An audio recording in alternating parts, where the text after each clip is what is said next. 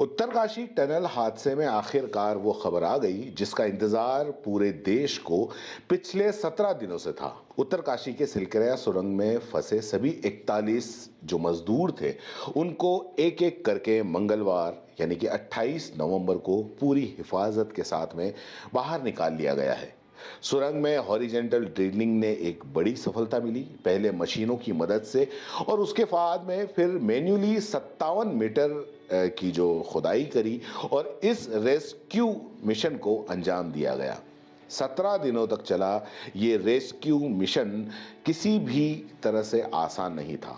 हर छोटी बड़ी सफलता के साथ में कई असफलताएं भी आई, लेकिन आखिरकार 41 जो मजदूर थे, उनकी हिम्मत और कई एजेंसियों के जो कोऑर्डिनेट की थी जो कोशिशें थी, उसकी वजह से ये पूरा के पूरा मिशन सफल हुआ। और इन्हीं जो 17 दिनों की जो टाइमलाइन है कि आखिर किस तरीके से वो फंसे थे और किस तरीके से उनको 17 दिनों में कोशिश करके बाहर निकाला, इस पूरी डिटेल्स के साथ में आज ये आपको हम पूरा के पूरा एक्सप्लेनर बता रहे हैं। आखिर तक बने रहिएगा और अगर पसंद आए तो लाइक और चैनल को सब्सक्राइब जरूर करिए। 12 नवंबर 2023 सुबह की 5:30 बजे श्रमिक राजीव दास रात की शिफ्ट खत्म करने के बाद में अपने कमरे की तरफ जा रहा था जब उसके एक साथी मजदूर को चिल्लाते हुए उसने सुना कि सुरंग का एक हिस्सा जहां वो काम कर रहे थे वो ढह गया है। टनल में उसके जो सहकर्मी जो अंदर फंस गए थे, वो अंदर ही फंसे हुए हैं। राजीव दास मजदूर कहते हैं वहां भ्रम की स्थिति थी और हम सभी सुरंग के प्रवेश द्वार की ओर भागने लगे। कुछ लोग जेसीबी ड्राइवरों को खोजने लगे और अन्य लोग रात की शिफ्ट में दोस्तों की तलाश में गए। शुरू में हमने सोचा कि यह छोटा सा हादसा है और मलबा हटाना शुरू कर दिया, लेकिन कुछ ही घंटे में हमें एहसास हुआ कि ये एक कठिन बचाव अभियान है। राजीव दास के अनुसार जल्द ही एसडीआरएफ को इसकी सूचना दे दी गई और बचाव अभियान शुरू हुआ। 12 नवंबर और 13 नवंबर पहले 2 दिन बचाव कर्मियों ने एस्कुवेटर जो कि खुदाई करने और मिट्टी हटाने की जो मशीन होती है उसका इस्तेमाल किया और मलबे को हटाने की कोशिश की। शॉर्टकट तरीके से उपयोग में लाया गया और अधिक मलबे को गिराने से रोका गया, लेकिन ये योजना ज्यादा काम नहीं आई, ज्यादा सफल नहीं रही क्योंकि मलबा गिरता रहा और इसके साथ ही मलबा हटाकर और सेटिंग प्लेट्स लगाकर लोगों तक पहुंचने के लिए सुरक्षित रास्ता तैयार करने का प्रयास किया गया। फिर भी सुरंग के ऊपरी हिस्से से आ रहे मलबे ने ये जो सारी की सारी प्रक्रिया थी उसके अंदर मुश्किलें पैदा कर दी। बचाव कर्मी जानते थे कि उन्हें एक नई योजना की जरूरत है, एक नए तरीके की जरूरत है। 14 नवंबर इसके बाद बचाव कर्मियों को ट्रेंच लेस तकनीक का सहारा लेना पड़ा और मलबे के माध्यम से ड्रिल करने और 900 मिलीमीटर चौड़े हल्के स्टील के पाइप डालने के लिए देहरादून से एक बर्मा मशीन बुलाई गई, जिसके जरिए मजदूर रेंग कर बाहर निकलते थे। मलबे के बीच करीब 2 मीटर पाइप डाला गया, लेकिन मशीन मलबे में ड्रिल नहीं कर पा रही थी। 15 नवंबर अगले ऑप्शन के रूप में बचाव दल ने रेस्क्यू के लिए एक बड़ी अमेरिका में जो कि बनी थी ड्रिलिंग मशीन मंगवाई। इसे 2 हरक्यूलिस C-130 प्लेन की मदद से दिल्ली से एयरलिफ्ट किया गया और 3 भागों में घटना स्थल पर लाया गया और उसके बाद में उसको वहीं पर असेंबल भी किया गया। 16 नवंबर अमेरिकी मशीन ने सुबह ड्रिलिंग शुरू की और आधे घंटे के अंदर ही लगभग 3 मीटर तक अंदर घुस जाने पर इसका असर दिखा। शाम को 4:30 बजे तक ये 9 मीटर तक ड्रिल कर चुकी थी। 17 नवंबर मशीन ने ड्रिलिंग जारी रखी, लेकिन 22 मीटर के बाद में जब गई तो परेशानियों का सामना करना पड़ा। इसके आगे बढ़ने में इसको काफ़ी मुश्किलों का सामना करना पड़ रहा था। इसके बेरिंग टूट गए। अगली सुबह आने के लिए इंदौर से एक बैकअप मशीन मंगवाई गई और उसको हवाई मार्ग से ही भेजा गया। 18 नवंबर लगातार मिल रही असफलताओं के बीच बचाव दल और अधिकारियों ने पहाड़ की चोटी से एक वर्टिकल सुरंग खोदने सहित अन्य संभावना की खोज शुरू कर दी। फिक्र के अंदर परिजन भी डूबे और मौके पर परिजन जुटने लगे।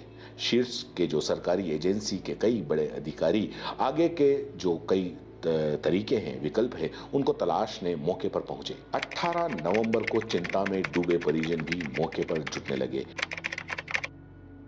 19 नवंबर पिछले दिन एक उच्च स्तरीय बैठक के बाद प्रशासन ने निर्णय लिया कि 5 विकल्पों पर विचार किया जाएगा और 5 एजेंसियों को इसकी जिम्मेदारी सौंपी गई। 20 नवंबर इस दिन पहली बड़ी सफलता मिली जब खाना, पानी और दवाइयों जैसी जरूरत की जो चीजें थी उसके लिए एक 6 इंच पाइप मलबे से होकर गुजारा गया और जो मजदूर फंसे हुए थे उन तक पहुंचाया गया। 21 नवंबर इस दिन एक एंडोस्कोपी कैमरा पाइप के दूसरे छोर पर पहुंच गया जिसने जो मजदूर फंसे हुए थे उनका पहला विजुअल संपर्क स्थापित किया गया। आखिरकार 10 दिनों के बाद में मजदूरों को फल और पका हुआ खाना मिला। 22 नवंबर लगभग 12:45 पर ड्रिलिंग फिर से शुरू हुई और लगभग 11 बजे तक एक मशीन 39 मीटर तक ड्रिल कर चुकी थी। शाम 4 बजे तक मशीन 45 मीटर के निशान के आसपास थी और सिर्फ 10-12 मीटर मलबा बचा था जिससे उम्मीद थी कि इस गति से अगर हुआ तो बुधवार देर रात या गुरुवार सुबह तक सफलता मिल सकती है। लेकिन रेस्क्यू ऑपरेशन को तब बड़ा झटका लगा जब शाम के वक्त कुछ लोहे की छड़ें आगर मशीन के रास्ते में आ गई। 23 नवंबर जिस लोहे की छड़ों के कारण ड्रिलिंग में 6 घंटे की देरी हुई उसे सुबह हटा दिया गया और बचाव कार्य फिर से शुरू किया गया। अधिकारियों ने यह जानकारी दी कि 48 मीटर तक ड्रिलिंग हो गई है, लेकिन जिस प्लेटफॉर्म पर ड्रिलिंग मशीन टिकी हुई है उसमें दरारें देखने के बाद में ड्रिलिंग को फिर से रोकनी पड़ी। 24 नवंबर सुरंग के अंदर फंसे श्रमिकों को 12 दिन हो चुके थे और सिल्कियारा की तरफ से सुरंग में ड्रिलिंग को इस दिन फिर से रोक दिया गया। शुक्रवार को ड्रिलिंग फिर से शुरू होने के तुरंत बाद आगर ड्रिलिंग मशीन को फिर एक मुसीबत का सामना करना पड़ा। वर्कर्स आगर मशीन का वह हिस्सा उन्होंने दिखाया जो टूट भी गया था। 25 नवंबर international tunnel expert Arnold Dix ने इस दिन जानकारी दी कि आगर मशीन खराब हो गई है और अब जो मजदूर हैं उनको बाहर निकालने के लिए वर्टिकल और मैनुअल ड्रिलिंग सहित अन्य विकल्पों पर विचार किया जा रहा है। 26 नवंबर इस दिन सिल्कियारा बारकोट सुरंग के ऊपर पहाड़ी से ड्रिलिंग शुरू की गई, यानी कि वर्टिकल और सुरंग तक पहुंचने के लिए 86 मीटर नीचे ड्रिलिंग करनी थी। इसके अलावा अंदर फंसे आगर मशीन के पार्ट को काट कर बाहर निकालने के लिए भी लेजर कटर मंगवाया गया।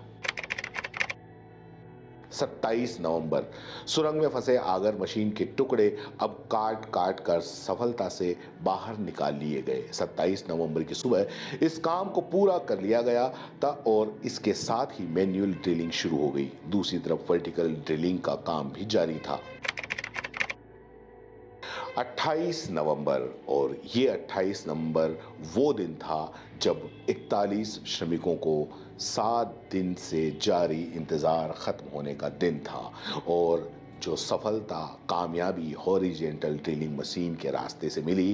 पहले सुरंग का रास्ता खुला और फिर पाइप बिछने के बाद श्रमिकों को बाहर निकालने का काम शुरू हुआ और रात होते होते सभी जितने भी जो मजदूर थे 41 मजदूर उनको पूरी हिफाजत के साथ में बाहर निकाल लिया गया और उनको वहीं पर हॉस्पिटल भेजा गया।